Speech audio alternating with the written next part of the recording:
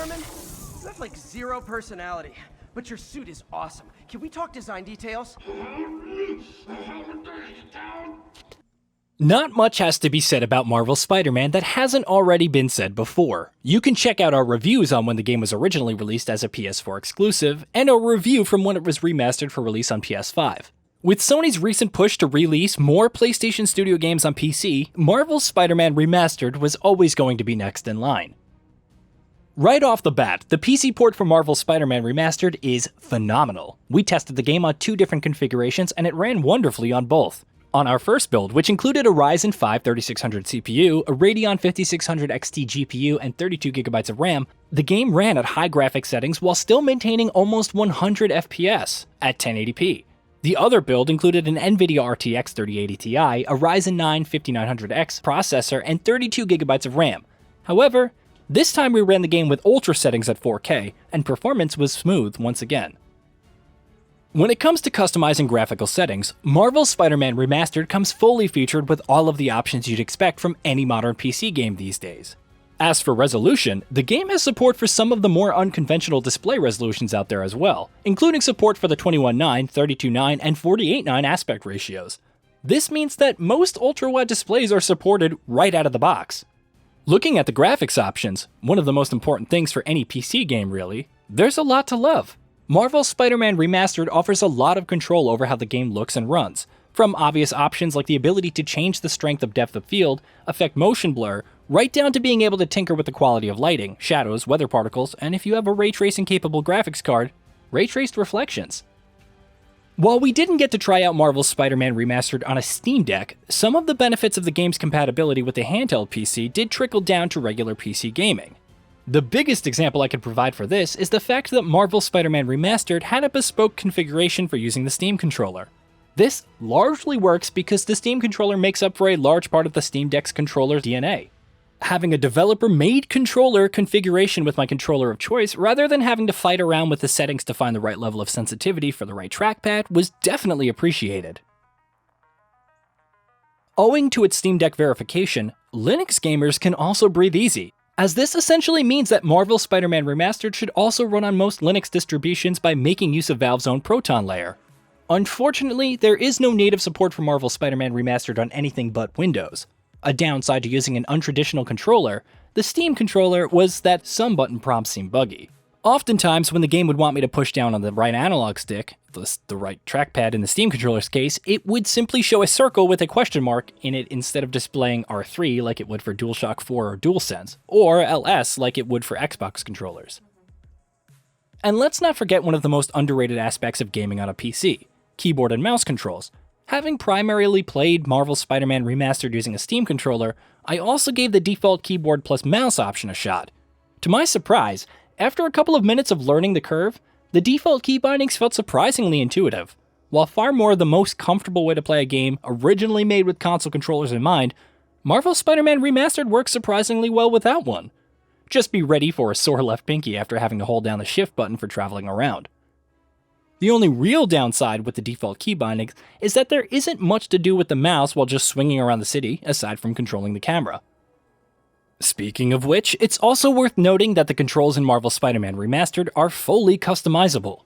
I know, it doesn't seem like that big of a deal for a game originally envisioned to be played using a controller, but it definitely goes a long way in making the controls feel more accessible.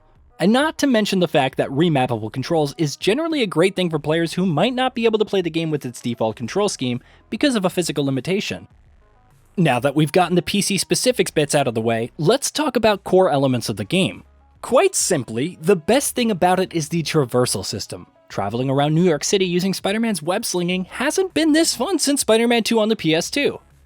The minor detail of your web actually sticking to buildings as you swing around ends up offering an enormous level of freedom while traveling around, letting you build up momentum in the most natural ways. Combine that with a variety of other moves, such as the point launch, and even the minor ability to do fancy tricks while swinging around goes a long way in making you feel like Spider-Man. Combat, on the other hand, never gets too complicated. You have your attack button, the ability to dodge, spider sense to tell you when you should dodge, and a few aerial combos to get you started.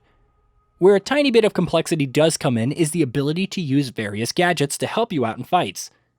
These gadgets range from simple concepts like making your web more powerful to tie up enemies, to being able to use a drone to cause more chaos and distract enemies. An interesting aspect of Marvel's Spider-Man is how all of its gameplay systems seamlessly feed into each other. Exploration leads you to find puzzle collectibles and small side missions, all of which reward you with tokens. These tokens can then be used to unlock new suits and upgrade your gadgets, which in turn can be used in other aspects of playing the game. It's all quite cleverly done, and even just roaming around New York City collecting hidden backpacks ends up being quite rewarding. Unfortunately, there is a downside to all of this: the rather dull and boring science puzzles that you end up having to do.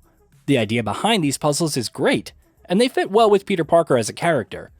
Unfortunately, they have the tendency to kind of break the game's flow and pacing, since when you do need to do them for the rewards, they can either take you so long that it starts getting annoying, or they take you so little time that you might as well have not been there to begin with. These puzzles have some clever ideas behind them, but completing circuit boards or matching slides to recognize chemicals doesn't really fit in with the rest of Marvel Spider-Man's gameplay. The other downside to Marvel Spider-Man is its tendency to randomly decide to make you play as Mary Jane.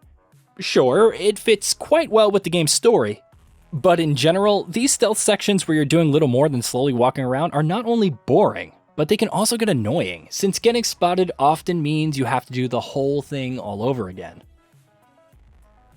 Now, onto the story. Marvel's Spider-Man has one of the most engaging, creative stories I've ever seen from a Marvel property for a few years now.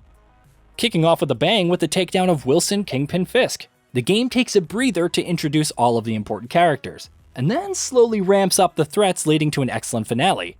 Throughout its story, however, the humanity at display is what keeps Marvel's Spider-Man compelling. Peter Parker goes through a lot throughout the game. Forced to deal with having to balance his life as Peter Parker alongside his crime fighting as Spider-Man takes a pretty heavy toll on him, and the game will never let you forget it. Parker's struggles and the fact that he has to often keep a brave face on by being the wisecracking Spider-Man while his world is collapsing around him ends up forming a core part of the game's story. Marvel's Spider-Man Remastered on PC is an easy game to recommend, maintaining everything that made it good when it was first released. The PC version is quite easily the definitive version of the game, with support for PC exclusive features like ultrawide monitors and RTX support. The fact that it's also Steam Deck verified also offers a few fringe benefits to PC gamers, such as the ability to play the game on Linux operating systems and even the ability to play using the Steam controller. Marvel's Spider-Man Remastered on PC is a fantastic game, and if you have the option, this is the best way to play it. Did you know that we at Gaming Bolt upload new videos every day? Stick around, drop a like, subscribe, and let us know what kind of content you'd like to see in the future with a comment below.